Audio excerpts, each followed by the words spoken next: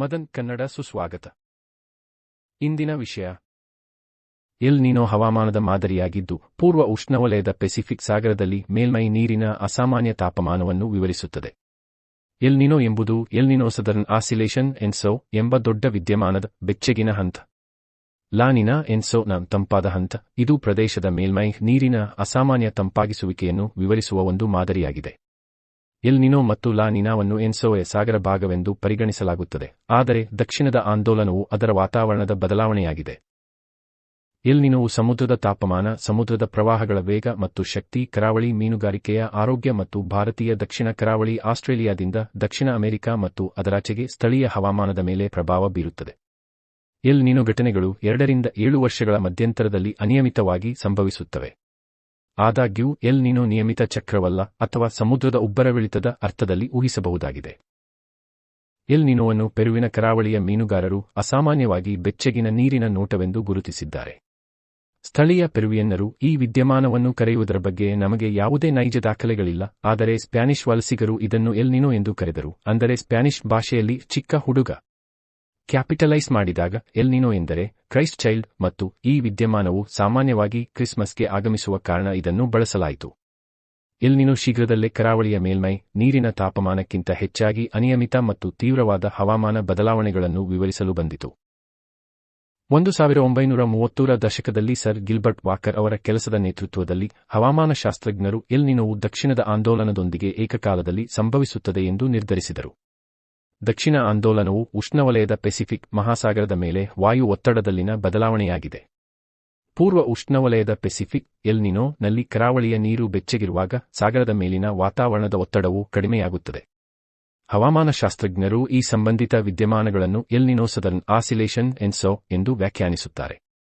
ಇಂದು ಹೆಚ್ಚಿನ ವಿಜ್ಞಾನಿಗಳು ಎಲ್ ನಿನೋ ಮತ್ತು ಎನ್ಸೋ ಪದಗಳನ್ನು ಪರಸ್ಪರ ಬದಲಿಯಾಗಿ ಬಳಸುತ್ತಾರೆ. ಸಾಮಾನ್ಯ ಸಮುದ್ರ ಮೇಲ್ಮೈ ತಾಪಮಾನದಿಂದ ವಿಚಲನಗಳನ್ನು ಅಳೆಯಲು ವಿಜ್ಞಾನಿಗಳು ಓಷಿಯಾನಿಕ್ ನಿನೋ ಇಂಡೆಕ್ಸ್ 1i ಅನ್ನು ಬಳಸುತ್ತಾರೆ. ಎಲ್ ನಿನೋ ಘಟನೆಗಳನ್ನು ಸಮುದ್ರದ ಮೇಲ್ಮೈ ತಾಪಮಾನವು 0.9ಕ್ಕಿಂತ ಹೆಚ್ಚು ಹೆಚ್ಚಳದಿಂದ ಸೂಚಿಸಲಾಗುತ್ತದೆ. ಕನಿಷ್ಠ 5 ಸತತ 3 ತಿಂಗಳ ಕಾಲ ಫ್ಯಾರನ್ಹೀಟ್. ಎಲ್ ನಿನೋ ಘಟನೆಗಳ ತೀವ್ರತೆಯು ದುರ್ಬಲ ತಾಪಮಾನದ ಹೆಚ್ಚಳದಿಂದ ಸುಮಾರು 4-5 ಹವಾಮಾನ ಮತ್ತು ಹವಾಮಾನದ ಮೇಲೆ ಕೇವಲ ಮಧ್ಯಮ ಸ್ಥಳೀಯ ಪರಿಣಾಮಗಳನ್ನು ಹೊಂದಿದ್ದು, ಪ್ರಪಂಚದಾದ್ಯಂತದ ಹವಾಮಾನ ಬದಲಾವಣೆಗಳಿಗೆ ಸಂಬಂಧಿಸಿದ ಪ್ರಬಲ ಹೆಚ್ಚಳಕ್ಕೆ 14-18 ಬದಲಾಗುತ್ತದೆ. ಉಬ್ಬುವುದು. ಎಲ್ ನಿನೋದ ಬೆಳವಣಿಗೆಯನ್ನು ಅರ್ಥಮಾಡಿಕೊಳ್ಳಲು ಪೆಸಿಫಿಕ್ ಮಹಾಸಾಗರದಲ್ಲಿ ಎಲ್ ನಿನೋ ಅಲ್ಲದ ಪರಿಸ್ಥಿತಿಗಳ ಬಗ್ಗೆ ತಿಳಿದಿರುವುದು ಮುಖ್ಯ. ಸಾಮಾನ್ಯವಾಗಿ ಬಲವಾದ ವ್ಯಾಪಾರ ಮಾರುತಗಳು ಉಷ್ಣವಲಯದ ಪೆಸಿಫಿಕ್ನಾದ್ಯಂತ ಪಶ್ಚಿಮಕ್ಕೆ ಬೀಸುತ್ತವೆ. ಪೆಸಿಫಿಕ್ ಮಹಾಸಾಗರದ ಪ್ರದೇಶವು ಕರ್ಕಾಟಕ ಮತ್ತು ಮಕರ ಸಂಕ್ರಾಂತಿಯ ನಡುವೆ ಇದೆ. ಈ ಗಾಳಿಯು ಬೆಚ್ಚಗಿನ ಮೇಲ್ಮೈ ನೀರನ್ನು ಪಶ್ಚಿಮ ಪೆಸಿಫಿಕ್ ಕಡೆಗೆ ತಳ್ಳುತ್ತದೆ, ಅಲ್ಲಿ ಅದು ಏಷ್ಯಾ ಮತ್ತು ಆಸ್ಟ್ರೇಲಿಯಾದ ಗಡಿಯಾಗಿದೆ. ಬೆಚ್ಚಗಿನ ವ್ಯಾಪಾರ ಮಾರುತಗಳ ಕಾರಣದಿಂದಾಗಿ ಸಮುದ್ರದ ಮೇಲ್ಮೈ ಸಾಮಾನ್ಯವಾಗಿ ಈಕ್ವೆಡಾರ್ಗಿಂತ ಇಂಡೋನೇಷ್ಯಾದಲ್ಲಿ ಸುಮಾರು 0.5 ಮೀಟರ್ 1.5 ಅಡಿ ಎತ್ತರ ಮತ್ತು 7.2 ಚ್ 12.96 ಬೆಚ್ಚಗಿರುತ್ತದೆ. ಬೆಚ್ಚಗಿನ ನೀರಿನ ಪಶ್ಚಿಮಾಭಿಮುಖ ಚಲನೆಯು ಈಕ್ವೆಡಾರ್, ಪೆರು ಮತ್ತು ಚಿಲಿಯ ಕರಾವಳಿಯಲ್ಲಿ ತಂಪಾದ ನೀರು ಮೇಲ್ಮೈಗೆ ಏರಲು ಕಾರಣವಾಗುತ್ತದೆ. ಈ ಪ್ರಕ್ರಿಯೆಯನ್ನು ಉಬ್ಬುವಿಕೆ ಎಂದು ಕರೆಯಲಾಗುತ್ತದೆ. ಏರಿಳಿತವು ಶೀತ ಪೋಷಕಾಂಶಗಳಿಂದ ಸಮೃದ್ಧವಾಗಿರುವ ನೀರನ್ನು ಸಾಗರದ ಮೇಲಿನ ಪದರವಾದ ಯುಪೋಟಿಕ್ ವಲಯಕ್ಕೆ ಏರಿಸುತ್ತದೆ.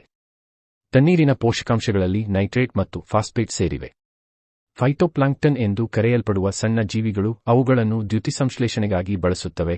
ಇದು ಸೂರ್ಯನ ಬೆಳಕಿನಿಂದ ರಾಸಾಯನಿಕ ಶಕ್ತಿಯನ್ನು ಸೃಷ್ಟಿಸುವ ಪ್ರಕ್ರಿಯೆಯಾಗಿದೆ.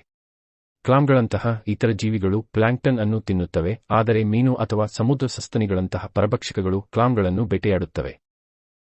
ಹೆಚ್ಚಿನ ಪ್ರಮುಖ ಮೀನುಗಾರಿಕೆ ಸೇರಿದಂತೆ ವಿವಿಧ ರೀತಿಯ ಸಮುದ್ರ ಜೀವಿಗಳಿಗೆ ಅಪ್ವೆಲ್ಲಿಂಗ್ ಆಹಾರವನ್ನು ಒದಗಿಸುತ್ತದೆ. ಮೀನುಗಾರಿಕೆ ಪೆರು, ಈಕ್ವೆಡಾರ್ ಮತ್ತು ಚಿಲಿಯ ಪ್ರಾಥಮಿಕ ಕೈಗಾರಿಕೆಗಳಲ್ಲಿ ಒಂದಾಗಿದೆ. ಕೆಲವು ಮೀನುಗಾರಿಕೆಗಳಲ್ಲಿ ಆಂಚೋವಿ, ಸಾರ್ಡೀನ್, ಮ್ಯಾಕೆರೆಲ್, ಸೀಗಡಿ, ಟ್ಯೂನಾ ಮತ್ತು ಹ್ಯಾಕ್ ಸೇರಿವೆ. ಏರಿಳಿತದ ಪ್ರಕ್ರಿಯೆಯು ಜಾಗತಿಕ ಹವಾಮಾನದ ಮೇಲೆ ಪ್ರಭಾವ ಬೀರುತ್ತದೆ. ಪಶ್ಚಿಮ ಪೆಸಿಫಿಕ್ನಲ್ಲಿನ ಬೆಚ್ಚಗಿನ ಸಮುದ್ರದ ಉಷ್ಣತೆಯು ಇಂಡೋನೇಷ್ಯಾ ಮತ್ತು ನ್ಯೂ ಗಿನಿಯಾ ದ್ವೀಪಗಳ ಸುತ್ತಲೂ ಹೆಚ್ಚಿದ ಮಳೆಗೆ ಕೊಡುಗೆ ನೀಡುತ್ತದೆ. ದಕ್ಷಿಣ ಅಮೆರಿಕಾದ ಕರಾವಳಿಯುದ್ದಕ್ಕೂ ತಂಪಾದ ಪೂರ್ವ ಪೆಸಿಫಿಕ್ನಿಂದ ಪ್ರಭಾವಿತವಾದ ಗಾಳಿಯು ತುಲನಾತ್ಮಕವಾಗಿ ಶುಷ್ಕವಾಗಿರುತ್ತದೆ. ಎಲ್ ನಿನೋ ಘಟನೆಗಳು. ಎಲ್ ನಿನೋ ಘಟನೆಗಳನ್ನು ಅವುಗಳ ವಿಶಾಲ ವ್ಯಾಪ್ತಿಯ ದೂರಸಂಪರ್ಕಗಳಿಂದ ವ್ಯಾಖ್ಯಾನಿಸಲಾಗಿದೆ. ಟೆಲಿಕನೆಕ್ಷನ್ಗಳು ದೊಡ್ಡ ಪ್ರಮಾಣದ ದೀರ್ಘಕಾಲೀನ ಹವಾಮಾನ ವೈಪರೀತ್ಯಗಳು ಅಥವಾ ನಮೂನೆಗಳು ಒಂದಕ್ಕೊಂದು ಸಂಬಂಧಿಸಿವೆ ಮತ್ತು ಪ್ರಪಂಚದ ಬಹುಭಾಗದ ಮೇಲೆ ಪರಿಣಾಮ ಬೀರಬಹುದು. ಎಲ್ ನಿನೋ ಘಟನೆಯ ಸಮಯದಲ್ಲಿ ಪಶ್ಚಿಮಕ್ಕೆ ಬೀಸುವ ವ್ಯಾಪಾರ ಮಾರುತಗಳು ಸಮಭಾಜಕದ ಉದ್ದಕ್ಕೂ ದುರ್ಬಲಗೊಳ್ಳುತ್ತವೆ. ವಾಯು ಒತ್ತಡ ಮತ್ತು ಗಾಳಿಯ ವೇಗದಲ್ಲಿನ ಈ ಬದಲಾವಣೆಗಳು ಬೆಚ್ಚಗಿನ ಮೇಲ್ಮೈ ನೀರನ್ನು ಪಶ್ಚಿಮ ಪೆಸಿಫಿಕ್ನಿಂದ ಉತ್ತರ ದಕ್ಷಿಣ ಅಮೆರಿಕಾದ ಕರಾವಳಿಗೆ ಸಮಭಾಜಕದ ಉದ್ದಕ್ಕೂ ಪೂರ್ವಕ್ಕೆ ಚಲಿಸುವಂತೆ ಮಾಡುತ್ತದೆ. ಈ ಬೆಚ್ಚಗಿನ ಮೇಲ್ಮೈ ನೀರು ಥರ್ಮೋಕ್ಲೈನ್ ಅನ್ನು ಆಳಗೊಳಿಸುತ್ತದೆ. ಸಮುದ್ರದ ಆಳದ ಮಟ್ಟವು ಬೆಚ್ಚಗಿನ ಮೇಲ್ಮೈ ನೀರನ್ನು ಕೆಳಗಿನ ತಂಪಾದ ನೀರಿನಿಂದ ಬೇರ್ಪಡಿಸುತ್ತದೆ.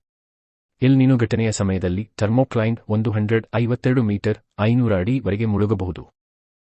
ಬೆಚ್ಚಗಿನ ನೀರಿನ ಈ ದಟ್ಟವಾದ ಪದರವು ಸಾಮಾನ್ಯ ಉಬ್ಬುವಿಕೆಯನ್ನು ಅನುಮತಿಸುವುದಿಲ್ಲ. ಪೋಷಕಾಂಶ ಸಮೃದ್ಧ ತಣ್ಣೀರಿನ ಉತ್ಕರ್ಷವಿಲ್ಲದೆ ಪೂರ್ವ ಪೆಸಿಫಿಕ್ನ ಯೂಫೋಟಿಕ್ ವಲಯವು ಇನ್ನು ಮುಂದೆ ಅದರ ಸಾಮಾನ್ಯವಾಗಿ ಉತ್ಪಾದಕ ಕರಾವಳಿ ಪರಿಸರ ವ್ಯವಸ್ಥೆಯನ್ನು ಬೆಂಬಲಿಸುವುದಿಲ್ಲ. ಮೀನಿನ ಜನಸಂಖ್ಯೆಯು ಸಾಯುತ್ತದೆ ಅಥವಾ ವಲಸೆ ಹೋಗುತ್ತದೆ. ಎಲ್ ನಿನೋ ಈಕ್ವೆಡಾರ್ ಮತ್ತು ಪೆರುವಿಯನ್ ಆರ್ಥಿಕತೆಯ ಮೇಲೆ ವಿನಾಶಕಾರಿ ಪರಿಣಾಮವನ್ನು ಬೀರುತ್ತದೆ. ಎಲ್ ನಿನೋ ಹವಾಮಾನದಲ್ಲಿ ವ್ಯಾಪಕ ಮತ್ತು ಕೆಲವೊಮ್ಮೆ ತೀವ್ರ ಬದಲಾವಣೆಗಳನ್ನು ಉಂಟುಮಾಡುತ್ತದೆ. ಬೆಚ್ಚಗಿನ ಮೇಲ್ಮೈ ನೀರಿನ ಮೇಲಿನ ಸಂವಹನವು ಹೆಚ್ಚಿನ ಮಳೆಯನ್ನು ತರುತ್ತದೆ. ಈಕ್ವೆಡಾರ್ ಮತ್ತು ಉತ್ತರ ಪೆರುವಿನಲ್ಲಿ ಮಳೆಯು ತೀವ್ರವಾಗಿ ಹೆಚ್ಚಾಗುತ್ತದೆ. ಇದು ಕರಾವಳಿಯ ಪ್ರವಾಹ ಮತ್ತು ಸವೆತಕ್ಕೆ ಕೊಡುಗೆ ನೀಡುತ್ತದೆ. ಮಳೆ ಮತ್ತು ಪ್ರವಾಹಗಳು ಮನೆಗಳು, ಶಾಲೆಗಳು, ಆಸ್ಪತ್ರೆಗಳು ಮತ್ತು ವ್ಯಾಪಾರಗಳನ್ನು ನಾಶಪಡಿಸಬಹುದು. ಅವರು ಸಾರಿಗೆಯನ್ನು ಮಿತಿಗೊಳಿಸುತ್ತಾರೆ ಮತ್ತು ಬೆಳೆಗಳನ್ನು ನಾಶಮಾಡುತ್ತಾರೆ. ಎಲ್ ನಿನೋವು ದಕ್ಷಿಣ ಅಮೆರಿಕಕ್ಕೆ ಮಳೆ ತರುವಂತೆ ಇಂಡೋನೇಷ್ಯಾ ಮತ್ತು ಆಸ್ಟ್ರೇಲಿಯಾಕ್ಕೆ ಬರವನ್ನು ತರುತ್ತದೆ. ಜಲಾಶಯಗಳು ಬತ್ತಿಹೋಗುವುದರಿಂದ ಮತ್ತು ನದಿಗಳು ಕಡಿಮೆ ನೀರನ್ನು ಒಯ್ಯುವುದರಿಂದ ಈ ಬರಗಳು ಪ್ರದೇಶದ ನೀರಿನ ಸರಬರಾಜನ್ನು ಬೆದರಿಸುತ್ತದೆ. ನೀರಾವರಿಗಾಗಿ ನೀರನ್ನೇ ಅವಲಂಬಿಸಿರುವ ಕೃಷಿಗೆ ಧಕ್ಕೆ ಉಂಟಾಗಿದೆ. ಪ್ರಬಲವಾದ ಎಲ್ ನಿನೋ ಘಟನೆಗಳು ಜಾಗತಿಕ ವಾತಾವರಣದ ಪರಿಚಲನೆಗೆ ಅಡ್ಡಿಪಡಿಸುತ್ತವೆ. ಜಾಗತಿಕ ವಾತಾವರಣದ ಪರಿಚಲನೆಯು ಗಾಳಿಯ ದೊಡ್ಡ ಪ್ರಮಾಣದ ಚಲನೆಯಾಗಿದ್ದು, ಅದು ಭೂಮಿಯ ಮೇಲ್ಮೈಯಲ್ಲಿ ಉಷ್ಣ ಶಕ್ತಿಯನ್ನು ಶಾಖ ವಿತರಿಸಲು ಸಹಾಯ ಮಾಡುತ್ತದೆ. ಸಾಗರ ಮತ್ತು ವಾಯುಮಂಡಲದ ಶಾಖದ ಮೂಲಗಳ ಪೂರ್ವಾಭಿಮುಖ ಚಲನೆಯು ಉತ್ತರ ಮತ್ತು ದಕ್ಷಿಣ ಅಮೆರಿಕಾದ ಉನ್ನತ ಅಕ್ಷಾಂಶಗಳಲ್ಲಿ ಅಸಾಧಾರಣವಾಗಿ ತೀವ್ರವಾದ ಚಳಿಗಾಲದ ಹವಾಮಾನವನ್ನು ಉಂಟುಮಾಡುತ್ತದೆ. ಎಲ್ ನಿನೋದ ಕಾರಣದಿಂದ ಉತ್ತರದ ಯು.ಎಸ್ ರಾಜ್ಯಗಳಾದ ಕ್ಯಾಲಿಫೋರ್ನಿಯಾ ಮತ್ತು ವಾಷಿಂಗ್ಟನ್ನಷ್ಟು ದೀರ್ಘವಾದ ತಂಪಾದ ಚಳಿಗಾಲವನ್ನು ಅನುಭವಿಸಬಹುದು. 1982-83 ಮತ್ತು 1997-98ರ ಎಲ್ ನಿನೋ ಘಟನೆಗಳು 20ನೇ ಶತಮಾನದ ಅತ್ಯಂತ ತೀವ್ರವಾದವುಗಳಾಗಿವೆ. 1982-83 ಘಟನೆಯ ಸಮಯದಲ್ಲಿ ಪೂರ್ವ ಉಷ್ಣವಲಯದ ಪೆಸಿಫಿಕ್ನಲ್ಲಿ ಸಮುದ್ರ ಮೇಲ್ಮೈ ತಾಪಮಾನವು ಸಾಮಾನ್ಯಕ್ಕಿಂತ 7.8-12.8 9-18 ಹೆಚ್ಚಿತ್ತು. ಈ ಬಲವಾದ ತಾಪಮಾನ ಹೆಚ್ಚಳವು ತೀವ್ರ ಹವಾಮಾನ ಬದಲಾವಣೆಗಳಿಗೆ ಕಾರಣವಾಯಿತು. ಆಸ್ಟ್ರೇಲಿಯಾವು ಕಠಿಣ ಬರ ಪರಿಸ್ಥಿತಿಗಳನ್ನು ಅನುಭವಿಸಿತು. ಟಹೀಟಿಯಲ್ಲಿ ಟೈಫೂನ್ಗಳು ಸಂಭವಿಸಿದವು ಮತ್ತು ದಾಖಲೆಯ ಮಳೆ ಮತ್ತು ಪ್ರವಾಹವು ಮಧ್ಯ ಚಿಲಿಯನ್ನು ಹೊಡೆದಿದೆ. ಚಳಿಗಾಲದ ಅವಧಿಯಲ್ಲಿ ಉತ್ತರ ಅಮೆರಿಕಾದ ಪಶ್ಚಿಮ ಕರಾವಳಿಯು ಅಸಾಮಾನ್ಯವಾಗಿ ಬಿರುಗಾಳಿಯಿಂದ ಕೂಡಿತ್ತು ಮತ್ತು ಚಿಲಿಯಿಂದ ಅಸ್ ರಾಜ್ಯವಾದ ಅಲಾಸ್ಕಾಕ್ಕೆ ಮೀನು ಹಿಡಿಯುವಿಕೆಯು ನಾಟಕೀಯವಾಗಿ ಕಡಿಮೆಯಾಯಿತು. 1997-98ರ ಎಲ್ ನಿನೋ ಘಟನೆಯು ಮೊದಲಿನಿಂದ ಕೊನೆಯವರೆಗೆ ವೈಜ್ಞಾನಿಕವಾಗಿ ಮೇಲ್ವಿಚಾರಣೆ ಮಾಡಿದ ಮೊದಲ ಎಲ್ ನಿನೋ ಘಟನೆಯಾಗಿದೆ. 1997-98ರ ಘಟನೆಯು ಇಂಡೋನೇಷ್ಯಾ, ಮಲೇಷಿಯಾ ಮತ್ತು ಫಿಲಿಪೈನ್ಸ್ನಲ್ಲಿ ಬರ ಪರಿಸ್ಥಿತಿಗಳನ್ನು ಉಂಟುಮಾಡಿತು. ಪೆರು ಭಾರೀ ಮಳೆ ಮತ್ತು ತೀವ್ರ ಪ್ರವಾಹವನ್ನು ಅನುಭವಿಸಿತು. ಯುನೈಟೆಡ್ ಸ್ಟೇಟ್ಸ್ನಲ್ಲಿ ಹೆಚ್ಚಿದ ಚಳಿಗಾಲದ ಮಳೆಯು ಕ್ಯಾಲಿಫೋರ್ನಿಯಾವನ್ನು ಮುಟ್ಟಿತು, ಆದರೆ ಮಿಡ್ವೆಸ್ಟ್ ಚಳಿಗಾಲವಿಲ್ಲದ ವರ್ಷ ಎಂದು ಕರೆಯಲ್ಪಡುವ ಅವಧಿಯಲ್ಲಿ ದಾಖಲೆ ಮುರಿಯುವ ಬೆಚ್ಚಗಿನ ತಾಪಮಾನವನ್ನು ಅನುಭವಿಸಿತು. ಜಾಗತಿಕ ವಾತಾವರಣದ ಪರಿಚಲನೆಯ ಎಲ್ ನಿನೋ ಸಂಬಂಧಿತ ಅಡ್ಡಿಯು ಪೆಸಿಫಿಕ್ ರಿಮ್ ರಾಷ್ಟ್ರಗಳನ್ನು ಮೀರಿ ವಿಸ್ತರಿಸಿದೆ. ಬಲವಾದ ಎಲ್ ನಿನೋ ಘಟನೆಗಳು ಭಾರತ ಮತ್ತು ಆಗ್ನೇಯ ಏಷ್ಯಾದಲ್ಲಿ ದುರ್ಬಲ ಮಾನ್ಸೂನ್ಗಳಿಗೆ ಕೊಡುಗೆ ನೀಡುತ್ತವೆ. ಉಪ-ಸಹಾರನ್ ಆಫ್ರಿಕಾದಲ್ಲಿ ಮಳೆಗಾಲದಲ್ಲಿ ಹೆಚ್ಚಿದ ಮಳೆಗೆ ಎನ್ಸೋ ಕೊಡುಗೆ ನೀಡಿದೆ. ಪ್ರವಾಹ ಅಥವಾ ಬರಗಾಲದಂತಹ ನೈಸರ್ಗಿಕ ಅಪಾಯಗಳಿಂದ ಧ್ವಂಸಗೊಂಡ ಸಮುದಾಯಗಳಲ್ಲಿ ರೋಗಗಳು ಬೆಳೆಯುತ್ತವೆ. ಎಲ್ ನಿನೋ ಸಂಬಂಧಿತ ಪ್ರವಾಹವು ಪ್ರಪಂಚದ ಕೆಲವು ಭಾಗಗಳಲ್ಲಿ ಕಾಲರಾ, ಡೆಂಗ್ಯೂ ಮತ್ತು ಮಲೇರಿಯಾದ ಹೆಚ್ಚಳದೊಂದಿಗೆ ಸಂಬಂಧಿಸಿದೆ, ಆದರೆ ಬರವು ಉಸಿರಾಟದ ಸಮಸ್ಯೆಗಳನ್ನು ಉಂಟುಮಾಡುವ ಕಾಳ್ಗಿಚ್ಚುಗಳಿಗೆ ಕಾರಣವಾಗಬಹುದು. ಎಲ್ ನಿನೋವನ್ನು ಹೇಗೆ ಮೇಲ್ವಿಚಾರಣೆ ಮಾಡುವುದು? ವಿಜ್ಞಾನಿಗಳು, ಸರ್ಕಾರಗಳು ಮತ್ತು ಸರ್ಕಾರೇತರ ಸಂಸ್ಥೆಗಳು, ಎನ್ಜಿಒಗಳು ಹಲವಾರು ತಂತ್ರಜ್ಞಾನಗಳನ್ನು ಬಳಸಿಕೊಂಡು ಎಲ್ ನಿನೋ ಕುರಿತು ಡೇಟಾವನ್ನು ಸಂಗ್ರಹಿಸುತ್ತವೆ. ರಾಷ್ಟ್ರೀಯ ಸಾಗರ ಮತ್ತು ವಾತಾವರಣದ ಆಡಳಿತ ನೋವಾ ಉದಾಹರಣೆಗೆ ವೈಜ್ಞಾನಿಕ ತೇಲುವ ಜಾಲವನ್ನು ನಿರ್ವಹಿಸುತ್ತದೆ. ಈ ತೇಲುವ ಸಮುದ್ರ ಮತ್ತು ಗಾಳಿಯ ಉಷ್ಣತೆ, ಪ್ರವಾಹಗಳು, ಗಾಳಿ ಮತ್ತು ತೇವಾಂಶವನ್ನು ಅಳೆಯುತ್ತದೆ. ದಕ್ಷಿಣ ಪೆಸಿಫಿಕ್ ಮಹಾಸಾಗರದಲ್ಲಿ ಗ್ಯಾಲಪಗೋಸ್ ದ್ವೀಪಗಳಿಂದ ಆಸ್ಟ್ರೇಲಿಯಾದವರೆಗೆ ಸುಮಾರು 70 ಸ್ಥಳಗಳಲ್ಲಿ ಬೂಯ್ಗಳು ನೆಲೆಗೊಂಡಿವೆ.